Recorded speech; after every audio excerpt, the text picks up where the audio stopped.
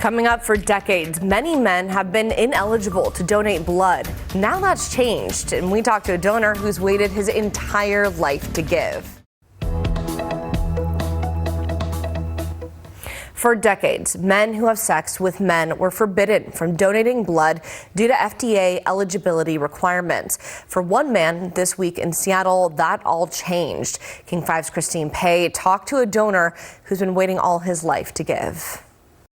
Okay. John Rubino stood in line at Bloodworks in Seattle first thing in the morning on the first week of December to mark a milestone. That's me.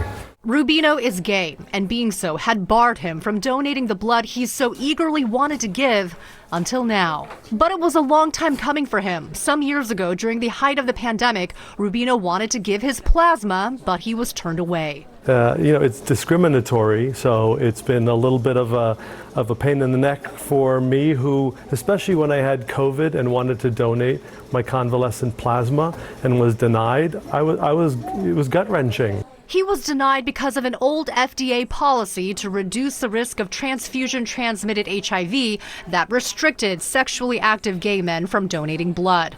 But in May this year, the FDA got rid of eligibility questions specific to that group and changed them to individual-based questions regardless of sexual orientation. I was around in the 80s in the, sort of the beginning of the AIDS crisis, and this to me just feels like that history that I have is just being lifted off of my back. It was a relief for blood banks too. The American Red Cross implemented the changes in August, and this month, Bloodworks started them. And we love getting away from a social criterion and moving toward one that's based on individual behavior. Bloodworks co-chief medical officer Dr. Kirsten Alcorn adds any additions to the donor pool are welcome and encouraged. What we always worry about is that there could come a time, completely unpredictably, when the need for blood could be higher than the supply.